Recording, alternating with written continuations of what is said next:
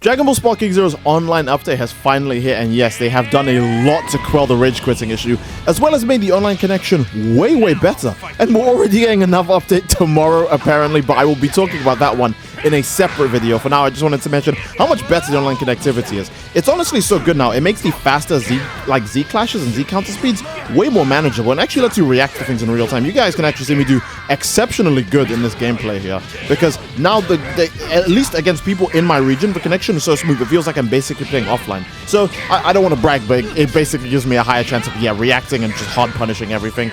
The game feels so much better to play with a connection this solid. And about the rage quitting issue, again, it's really hard to see from my perspective because I'm not the guy rage quitting. But if people rage quit now, they lose points based on how many times they've rage quit in a recent span of time.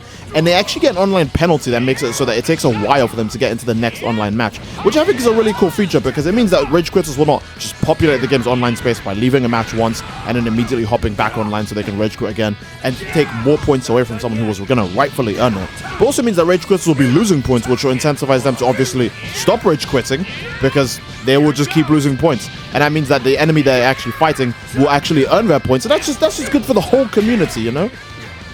So a good example is a match like this where I go up against a Gogeta blue player, and a Gogeta blue player, he's not really the best player ever, but he's still a rage quitter regardless, right? A lot of people would be able to beat this guy and they would rightfully earn the points they get from him too, but he rage quits against me towards the end of the fight. Now the thing is, he's actually going to get punished for this rather than just being able to get away scot-free. He'll just be able to boot Sparking Zero back up and immediately go back into a ranked match and pair up with me again right away. He'll have to actually suffer a point loss as well as a penalty loss based on how long or how many times he rage quits, which will get longer and longer. First, your rage quit will take 5 minutes for you to get another game. Then your rage quit again, the time will extend to maybe 15 until it gets to an hour or a few days. You know, whatever the max timer is for the system is however long it will get. And as well as the point loss gets exponentially higher every time you disconnect. And the game will check for which side did leave the game, so don't worry, the game's not going to target you for just having a bad connection. The game will check for which side left the game. Now, this could be an issue if you just kind of live in a place that doesn't have the most stable connection, or if you just don't have the most stable connection in general. But I do think that this will be less of an issue because it's only for ranked matches. If your connection isn't the best, you probably won't be in a ranked match anyways because you are aware of the risks that come with it. So this will only be for ranked matches. This won't affect player matches since there's nothing to lose or gain in player matches other than pure player satisfaction. Now you could see that Gogeta did rage quit, and I'm assuming he would lose points equivalent to that of actually losing a match. Now again, they did say it gets higher and higher, so for now we'll just assume that when you rage quit a match once, you only lose points based on how many points you would have lost if you had just stayed in the match and accepted the L. And then it gets higher and higher as it goes on, as well as being a match penalty. So you actually see that I will not pair up against the Gogeta right away immediately a second time, because before people used to just turn their routers off really quickly, or they would close out the game and open it up again really fast, meaning that you could have someone rage quit against you, search again for another match, and it be immediately paired up with the same guy who just quit against you, which is like kind of buns, because you know he's just going to quit against you again if you even get close to beating him. Meanwhile, you're not going to go against him if he beats you because that's just not your ninja way. So it's nice to see these changes actually get implemented where the players who are actually invested in the game and the real like Dragon Ball fans who actually want to play the game and like want to win and do better and can actually accept a loss and aren't going to make the experience worse for everyone else, they will actually get a more rewarding experience than people who just want to like just quit out of the game as many times as they want just to preserve whatever kind of like points they have, or because they're just super salty they lost. Again, Xenoverse 2 didn't have any protections for this, and most Xenoverse 2 would do is just make someone's name red in a lobby, which doesn't communicate anything, because if you go into a ranked match in Xenoverse 2, you couldn't leave after seeing your opponent. So just seeing that they are going to rage quit against you no matter what and not being able to leave the match means you have to leave the match. But the only way to leave the match was to just turn your system off or to just turn your router off. Same thing with Dragon Ball Fights. At least in Dragon Ball Fighters, you could choose to not fight someone if the game showed you that they had a low disconnection rate. The game would be like, hey, this guy has a low disconnection. He like barely stays in the match. He's got a purple tagged name. He's most likely going to rage quit. You could say, okay, I just won't fight that guy, right? The guy wouldn't get punished for rage quitting, but you could choose to not fight the guy. Here in Sparking Zero, you can just, your enemy gets punished for trying to leave against you. And I think that's just a lot better in general. It will incentivize a lot less rage quits in the game. More people actually be able to rank up and do well with their favorite characters. and that's what people want to do, you know. People want to play their favorite characters, they want to play them well, and they want to get better at playing these favorite characters, but it's really hard to do when you can't get to higher ranks to see a higher skill ceiling to play these characters at a better level, to have more fun with your favorite characters, to fight other people's favorite characters and not just rage quitters who are playing meta characters. You know, these are the things that people want to experience in a Dragon Ball game. And now back to the online connectivity. Honestly, it's so good, man. Like, combos feel way more responsive in this game. You can do Z count, like they increased the speed of like Z counters and stuff and made them basically a more challenging mechanic, so it wasn't just whoever wins the Z counter clash like wins overall and stuff like that. Whoever has more ki just wins automatically by default. They made it like just way more challenging to do in general. Online is so much more responsive. You can see how I'm actually able to defend myself pretty easily from a Sparking Omega Shenron. Just because I'm able to go, oh, if I see him do like a punch, I can actually react in time with like another attack of my own. And if he's doing an ultimate attack, I can react with like a guard, or I can just, you know, just react, you know.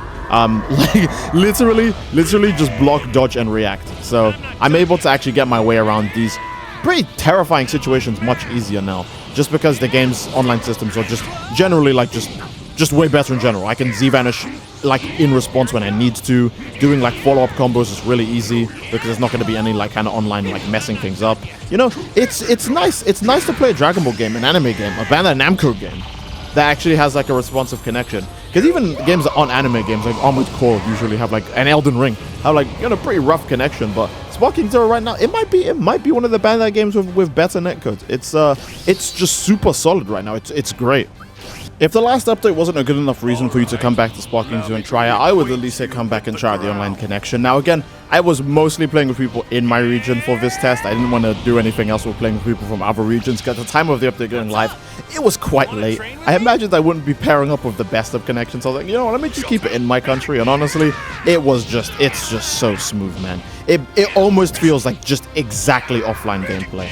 Like, the lag is so little, I can literally only barely notice it sometimes when I'm doing like certain dodges and clash animations, but even when you just watch my gameplay like now when I fight and stuff like that, it's just like way more routine, it's way more clean. The fighting is way more like ground focused and reactionary based. Like, you can see me getting punished for things that I would normally be able to react to when the game is like more laggy, because I'm expecting everything to be slower, but it's like so much faster now. It's just so much more responsive. I can like see things happening, you know, and that just feels good to me. Honestly, it's gonna sound like I'm glazing, honestly, but yeah, no, the connection feels great. I really wish an update like this happened for Xenoverse 2, man. Imagine 2 months after Xenoverse 2 comes out, they're like, alright, guys, we're gonna remove the key like abusing exploit that lets people dash out of danger for free. We're gonna fix the game's online connection 2 months after the game comes out. That would be so good, man. People would be loving Xenoverse 2 today. Because a lot of Xenoverse 2's issues are because of the connection. And Sparking Zero also has a lot of issues because of the connection, because reacting to stuff becomes harder, punishing stuff becomes harder, using some of the workaround features such as like swapping characters or trying to unleash a super attack at the ideal moment as soon as you end the combo for more damage. Stuff like that's really hard that the game is lagging, you know? And now that the connection is much better, much more solid, it allows you to actually just play the game.